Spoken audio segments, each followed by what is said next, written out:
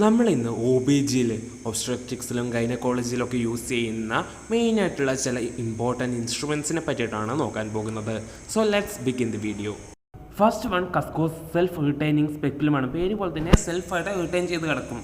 അത് നമ്മളൊരാൾ വലിച്ചു പിടിക്കേണ്ട ഒരു ആവശ്യമില്ല. നമുക്ക് ഒറ്റയ്ക്ക് തന്നെ ഒബ്സർവ് ചെയ്യാൻ, പാർട്സൊക്കെ ഒബ്സർവ് ചെയ്യാൻ ഇത് ഹെൽപ്പ് ചെയ്യുന്നുണ്ട്. അടുത്തത് വരുന്നത് സിം സ്പെക്കുലം. ഈ ഒരു സാധനം യൂസ് ചെയ്യുന്നത് ആൻറ്റീരിയർ വജൈനൽ വാളൊക്കെ ഒബ്സർവ് ഒക്കെ ചെയ്യാൻ വേണ്ടിയിട്ടാണ്. ഈ ഒരു സാധനം യൂസ് ചെയ്യുന്ന സമയത്ത് ഒരു അസിസ്റ്റൻറ്റിൻ്റെ ഹെൽപ്പൊക്കെ വേണം. ഇനി അടുത്തത് ഡോയൻസ് റിട്രാക്ടറാണ്. പേര് പോലെ തന്നെ റിട്രാക്ട് ചെയ്ത് പിടിക്കാൻ വേണ്ടിയിട്ടാണ്, ടിഷ്യൂസിനെ റിട്രാക്ട് ചെയ്ത് പിടിക്കാൻ വേണ്ടിയിട്ടാണ് ഇത് യൂസ് ചെയ്യുന്നത്. നമ്മൾ അബ്ഡോമിനൽ സർജറീസിൻ്റെ ടൈമിലൊക്കെയാണ് ഇത് യൂസ് ചെയ്യുന്നത്. അതായത് നമ്മൾ സർജിക്കൽ നൈഫ് കൊണ്ട് ഓപ്പണിങ് ഇട്ടിട്ട് ആ ഒരു ഓപ്പണിങ്ങിലൂടെ ഉള്ളിലേക്ക് പോകാൻ വേണ്ടിയിട്ട് വലിച്ചു പിടിക്കാൻ വേണ്ടിയിട്ട് രണ്ട് ഭാഗത്തേക്ക് വലിച്ചൊക്കെ പിടിക്കാൻ പറ്റും ഇത് വെച്ചിട്ട്. അടുത്തത് റിംഗ്ലെസ് ഫോർസെപ്സ് ആണ്. ഇത് യൂസ് ചെയ്യുന്നത് അമ്മയുടെ ഉള്ളിൽ നിന്ന് ഫീറ്റസിന് പുറത്തേക്ക് എടുക്കാൻ വേണ്ടിയിട്ടാണ്. ഫീറ്റസ് എന്ന് പറയുമ്പോൾ ഫുള്ളായിട്ട് അകത്ത് യൂട്രസിൻ്റെ ഉള്ളിൽ വരെ ഇട്ടിട്ട് എടുക്കലല്ല, കുഞ്ഞിത്തിരിയൂടെ എക്സ്റ്റേണലി വിസിബിൾ ആകുമ്പോൾ എടുക്കാൻ വേണ്ടിയിട്ടാണ്. അടുത്തത് കെയ്ലാൻഡ് ഒബ്സ്ട്രക്റ്റിക്കൽ ഫോർസെപ്സ് ആണ്. ഇത് യൂസ് ചെയ്യുന്നതും റിംഗ്ലെസ് ഫോർസെപ്സ് പോലെ തന്നെയാണ് കുഞ്ഞിനെ പുറത്തേക്ക് എടുക്കാൻ വേണ്ടിയിട്ട്. പക്ഷേ ഇത് എക്സ്റ്റേണലി മാത്രമല്ല, ഇച്ചിരി കൂടി ഡീപ്പായിട്ട് നമുക്ക് ഇടാൻ പറ്റും. അടുത്തത് വത്സല്ലം. പിന്നെ വരുന്നത് യൂട്രൈൻ സൗണ്ടാണ്. ഇത് മെഷർമെൻറ്റ്സിനൊക്കെ ആയിട്ടാണ് യൂസ് ചെയ്യുന്നത്. അടുത്തത് ഓവം ഫോർസെപ്സ്. ഇത് നമ്മുടെ ഓവത്തെ വലിച്ചെടുക്കാൻ വേണ്ടിയിട്ട് യൂസ് ചെയ്യുന്നതാണ്. അടുത്തത് എപ്പിസിയോട്ടമി സിസേഴ്സ് ആണ്. അടുത്തത് മാനുവൽ വേക്കം ആസ്പിരേഷൻ സർജ് ആണ്. ഇത് യൂസ് ചെയ്യുന്നത് അബോർഷനൊക്കെ ചെയ്ത് കഴിഞ്ഞിട്ടാകുമ്പോൾ ബാക്കി വരുന്ന റിമൈനിങ്സ് വലിച്ചെടുക്കാൻ വേണ്ടിയിട്ടാണ്, ആസ്പിരേറ്റ് ചെയ്തെടുക്കാൻ വേണ്ടിയിട്ടാണ്. അടുത്തത് വരുന്നത് ഗ്രീൻ സ്റ്റിക്ക് ആർമിറ്റേജ് ഫോർസെപ്സ് ആണ്.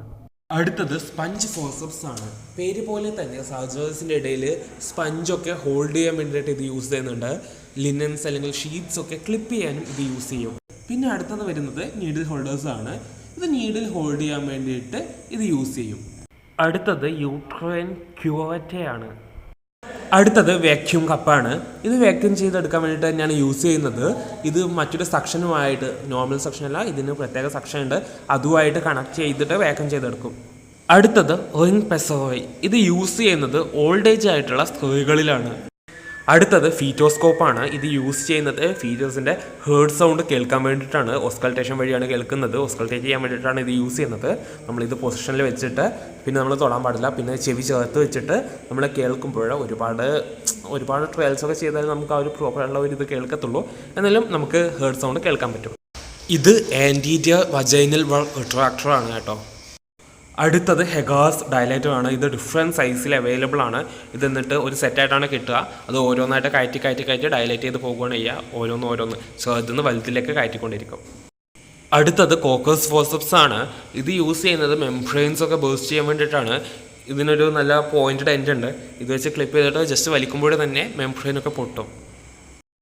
സോ ഗായ്സ്, ഇതിൻ്റെ ഒരു ഡീറ്റെയിൽ ആയിട്ടുള്ള വീഡിയോ, അതായത് ഓരോന്നിൻ്റെ യൂസസ്, കോൺട്രാ ഇൻഡിക്കേഷൻ ഒക്കെ വേണമെങ്കിൽ ജസ്റ്റ് ഒന്ന് കമൻറ്റ് ചെയ്യുക. ഞാൻ ചെയ്യാൻ ശ്രമിക്കുന്നതാണ്. പിന്നെ വീഡിയോ ഇഷ്ടപ്പെട്ടാൽ ലൈക്ക് ചെയ്യുക, ഷെയർ ചെയ്യുക, കമൻറ്റ് ചെയ്യുക, സബ്സ്ക്രൈബ് ചെയ്യുക, ബെൽ ഐക്കൺ കൂടി ഞെക്കിക്കോ.